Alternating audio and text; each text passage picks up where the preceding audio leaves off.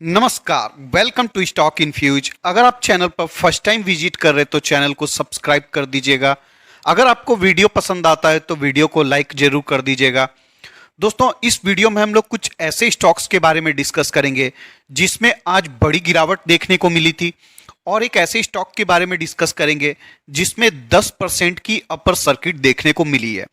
दोस्तों, बेसिकली आज मार्केट में 0.1% की तेजी देखने को मिली थी, लेकिन अगर आपके पास एचडीएफसी ग्रुप की कंपनी ज़्यादा मात्रा में नहीं होगी तो आपके पोर्टफोलियो में भी गिरावट देखने को मिली होगी।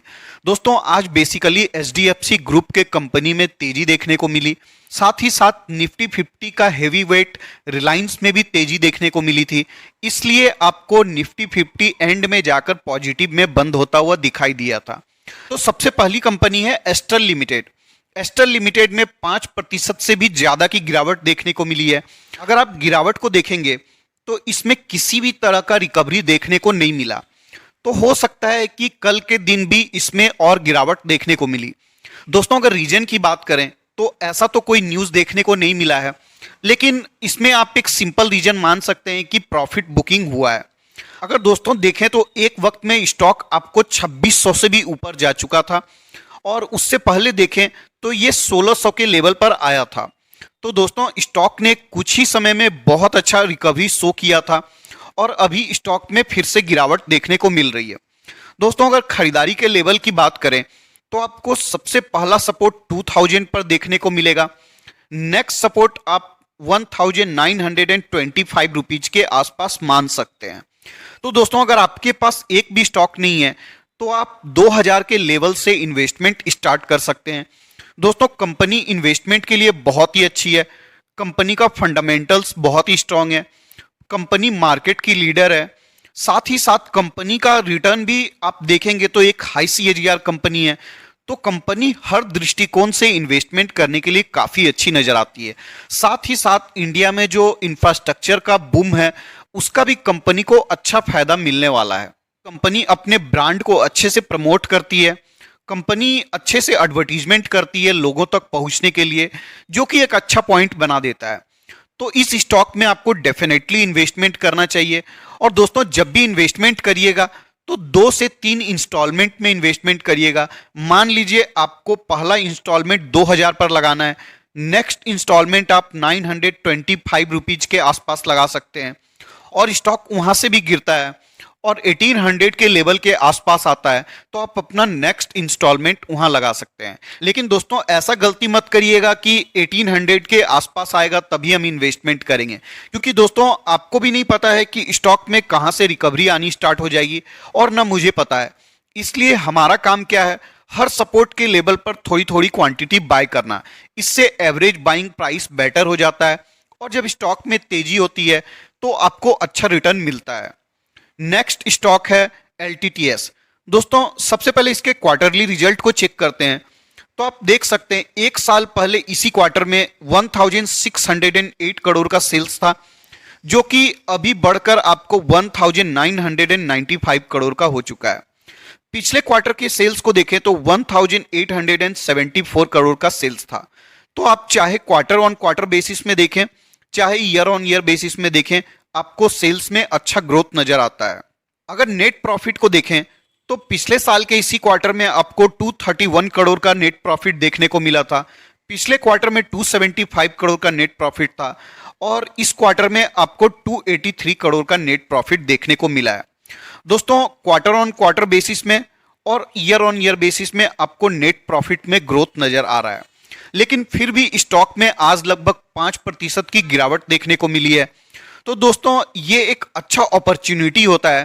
कंपनी अच्छा रिजल्ट पोस्ट कर रही है, फिर भी अगर कंपनी में किसी एक्सटर्नल रीजन की वजह से गिरावट होती है तो ये एक बाइंग अपॉर्चुनिटी ही होता है दोस्तों। अब दोस्तों, अगर इसका कंपैरिजन इसी सेक्टर की दूसरी कंपनी के साथ करें तो एलटीटीएस एक प्रोडक्ट आईटी कंपनी है, टाटा एलेक्सी भी एक प्रोडक्ट आईटी कंपनी है, साथ ही साथ केपीआईटी को भी आप एक प्रोडक्ट आईटी कंपनी मान सकते हैं। अगर तीनों का प्राइस टू अर्निंग रेशियो देखें तो आपको टाटा एलेक्सी का 68 देखने को मिलता है, केपीआईटी का 56 देखने को मिलता है, और एलटीटीएस का आपको 34.57 देखने को मिल रहा है। तो आप देख सकते हैं प्राइस टू अर्निंग रेशियो के हिसाब से सबसे रीजनेबल वैल्यू में आपको एलटीटीएस देखने को मिल रहा है। तो लास्ट 3 ईयर का अगर median price to earning ratio को देखें तो ये आपको 37.6 पर दिखाई देता है।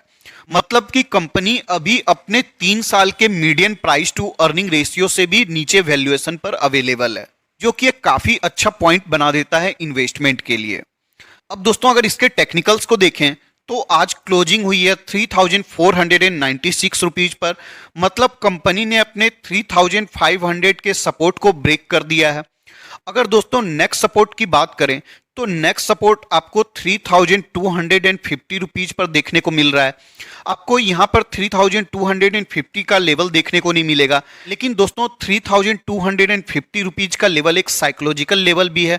तो आप मान सकते हैं कंपनी का नेक्स्ट सपोर्ट आपको 3250 रुपये से लेकर 3200 रुपये तक देखने को मिलेगा। दोस्तों अगर आपको इस लेवल पर कंपनी अवेलेबल होती है तो ये एक बहुत ही अच्छा बाइंग अपॉर्चुनिटी होगा, क्योंकि दोस्तों अगर इसके 52 वीक हाई को देखें तो आपको 6000 के आसपास देखने को मिलेगा।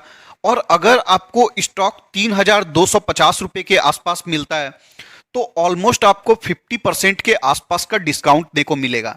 तो दोस्तों जब 50% डिस्काउंट पर आप स्टॉक को बाय करते हैं और स्टॉक में तेजी होती है और वो अपने 52 वीक हाई पर जाता है तो आपको 50% का रिटर्न नहीं मिलता है, आपको मिलता है 100% का रिटर्न। इसलिए दोस्तों हमें कभी भी अच्छे स्टॉक को अगर डिस्काउंट में बाइंग करने का मौका मिलता है तो मौका हमें चूकना नहीं चाहिए। नेक्स्ट कंपनी है आरती इंडस्ट्रीज। दोस्तों आज आरती इंडस्ट्रीज के स्टॉक में 8% से भी ज्यादा की गिरावट देखने को मिली है। एक समय स्टॉक में आपको और भी बड़ी गिरावट देखने को मिली थी, लेकिन वहां से स्टॉक रिकवर करता है और एंड में जाकर 8.2% गिरावट के साथ बंद होता है। दोस्तों अगर गिरावट के रीजन की बात करें तो आज कंपनी के डीमर्जर का एक्स डेट था। दोस्तों आरती इंडस्ट्रीज के अंदर 2 टाइप का बिजनेस था, एक केमिकल का बिजनेस था और दूसरा फार्मा का बिजनेस था। तो केमिकल का बिजनेस तो इसी कंपनी में रहने वाला है और इसका फार्मा का बिजनेस डीमर्ज होकर सेपरेटली लिस्ट होने वाला है। तो अगर किसी के पास आरती इंडस्ट्रीज का 4 स्टॉक है तो उसको एक आरती फार्मा का स्टॉक मिलने वाला है लिस्टिंग के बाद। तो दोस्तों जिन्होंने भी इन्वेस्टमेंट किया हुआ है उनको घबराने की कोई जरूरत नहीं है। कंपनी फंडामेंटली बहुत स्ट्रांग है और कंपनी पिछले कई सालों से अपने शेयर होल्डर को कंसिस्टेंटली रिटर्न प्रोवाइड कर रही है। अब दोस्तों अगर इसके 52 वीक हाई को देखें तो आपको ये 1150 रुपीज से भी ज्यादा देखने को मिलेगा और करेंट मार्केट प्राइस आपको 683 देखने को मिलता है। अगर इसके सपोर्ट की बात करें तो सबसे पहला सपोर्ट आपको 650 रुपीज पर देखने को मिलता है। नेक्स्ट सपोर्ट आपको 600 पर देखने को मिलता है। दोस्तों कंपनी लॉन्ग टर्म के लिए काफी अच्छी है, इसमें रिस्क आपको ज्यादा देखने को नहीं मिलता है। कंपनी का मैनेजमेंट बहुत ही अच्छा है, तो आप टेंशन फ्री होकर इस स्टॉक को होल्ड कर सकते हैं। अब चलिए दोस्तों एक स्टॉक के बारे में डिस्कस करते हैं जिसमें आज 10% की अपर सर्किट देखने को मिली है। दोस्तों इस स्टॉक में कल भी 10% की अपर सर्किट देखने को मिली है। कंपनी का नाम है दोस्तों इलेक्ट्रॉनिक्स मार्ट। अगर इसके मार्केट कैप को देखें तो 3933 करोड़ का मार्केट कैप देखने को मिलेगा। अगर इसके प्राइस टू अर्निंग रेशियो को देखें तो 37.8 है। दोस्तों अगर इसका कंपैरिजन इसी सेक्टर की दूसरी कंपनी के साथ करें, ये भी एक रिटेल सेक्टर की कंपनी है और यहाँ पर अन्य जो कंपनी है वो भी रिटेल सेक्टर की है, तो आपको सबसे lowest price to earning ratio Electronics Mart का देखने को मिलता है। तो ये एक अच्छा पॉइंट है कि कंपनी के मैनेजमेंट ने इसका आईपीओ काफी रीजनेबल वैल्यू पर लाया था। मैं भी इस कंपनी में दोस्तों काफी इंटरेस्टेड हूं, लेकिन मैं कोई भी इन्वेस्टमेंट भाग के नहीं करता हूं। दोस्तों लिस्टिंग के बाद बहुत बार ऐसा होता है कि हाइप क्रिएट हो जाता है। अभी इसमें आपको म्यूचुअल फंड वाले अच्छी बाइंग करते हुए दिख रहे हैं, इसलिए स्टॉक में आपको अपर सर्किट लगता हुआ दिख रहा है। दोस्तों आप चाहें तो इसमें खरीदारी कर सकते हैं। अभी भी कंपनी का फंडामेंटल काफी स्ट्रांग नजर आता है और सेल्स एंड प्रॉफिट का ग्रोथ देखें तो सेल्स एंड प्रॉफिट का ग्रोथ भी आपको अच्छा देखने को मिलता है। FY19 में 1600 करोड़ का सेल्स था, नेक्स्ट ईयर ये 3100 का हो जाता है। कोविड की वजह से आपको सेल्स में ज्यादा ग्रोथ देखने को नहीं मिला। FY21 में 3200 का हुआ और FY22 में ये 4349 का हो गया है। अगर ऑपरेटिंग प्रॉफिट मार्जिन को देखें तो 6-7% का है। जो कि रिजनेबल माना जाएगा। दोस्तों रिटेल सेक्टर की कंपनी है तो इसमें ऑपरेटिंग प्रॉफिट मार्जिन बहुत ज़्यादा हाई देखने को आपको नहीं मिलता है। अगर दोस्तों इसके नेट प्रॉफिट को देखें तो नेट प्रॉफिट भी आपको ग्रोइंग नजर आएगा। 48 करोड़ का प्रॉफिट था जो डबल के आसपास होकर 82 हो जाता है। फिर कोविड की वजह से इसमें डिप आती है और फिर ये डबल होकर 104 करोड़ का हो जाता है। तो कंपनी फंडामेंटली स्ट्रांग नजर आती है। सेल्स एंड प्रॉफिट का ग्रोथ अच्छा नजर आता है। कंपनी रीजनेबल वैल्यूएशन पर ट्रेड कर रही है। तो मुझे ऐसा लगता है कि कंपनी अच्छा कर सकती है आने वाले समय में। लेकिन जैसा मैंने बोला कि कभी भी फोमो बाइंग नहीं करनी चाहिए दोस्तों। अभी कंपनी लिस्ट हुई है तो बहुत सारा हाइप आपको देखने को मिल रहा है, लेकिन मुझे ऐसा लगता है कि आपको थोड़ा वेट एंड वॉच करना चाहिए। बाकी अगर आप चाहें तो खरीदारी कर भी सकते हैं, मैं मना नहीं कर रहा हूं। कल कोई स्टॉक ऊपर चले जाएगा तो आप बोलेंगे मैंने मना किया था। मैं मना नहीं कर रहा हूं दोस्तों, मैं जो करता हूं मैं वो बता रहा हूं कि मैं कभी भी फोमो बाइंग नहीं करता हूं। बाकी आप अपने अनुसार जो भी चाहें कर सकते हैं। तो इस वीडियो के डिस्कशन के लिए इतना ही रखते हैं, मिलते हैं किसी और वीडियो में। तब तक के लिए धन्यवाद।